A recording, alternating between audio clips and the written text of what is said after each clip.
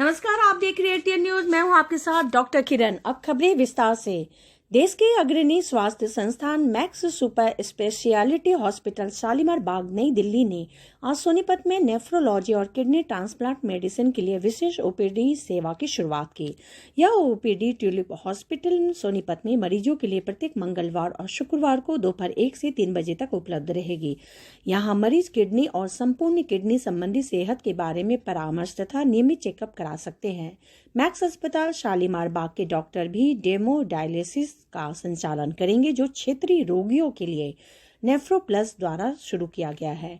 लोगों में किडनी संबंधी बीमारियों के अलग अलग लक्षण उभरते हैं, इसलिए इससे बचाव ही अहम भूमिका मानी जाती है। शुरुआती चरण में ही इस रोग से बचाव पर ध्यान दिया जाए तो इलाज पर भारी भरकम खर्च से बचा जा सकता है।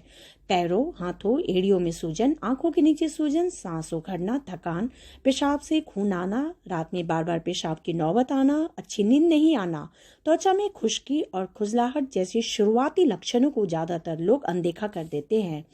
ट्यूलिप अस्पताल के संचालक डॉक्टर अनुराग अरोरा और डॉक्टर अनुपमा सेठी ने कहा, हम वाकई बहुत खुश हैं कि हमने देश के एक सर्वश्रेष्ठ केंद्र के साथ गठजोड़ किया है और किडनी संबंधी समस्याओं के बारे में जागरूकता बढ़ाने का प्रयास कर रहे हैं। हमारी ओपीडी लोगों को परामर्श भी देगी और स्वस्थ जीवन शैली अपनाने के लिए प्रोत्साहित करेगी और उन्हें बेहतर टेक्नोलॉजी मुहैया कराएगी। सोनीपत के स्वास्थ्य संस्थान में यह ओपीडी बहुमूल्य साबित होगी, जहां शहर और आसपास के लोगों को अपने घर के पास ही विश्व स्तरीय उपचार समाधान मिल जाएंगे। हमारी सेवाओं में सभी तरह के परामर्श, जांच और इलाज की संपूर्ण प्रक्रिया शामिल होगी।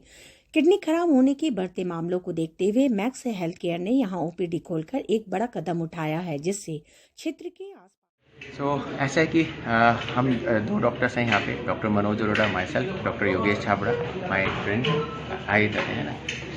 हमने ये डिसाइड किया कि हम सोनीपत में अपनी सेवाएं दें और हर मंगलवार और शुक्रवार को हमने दोपहर का टाइम रखा है ताकि हम किडनी पेशेंट्स को देख पाएँ।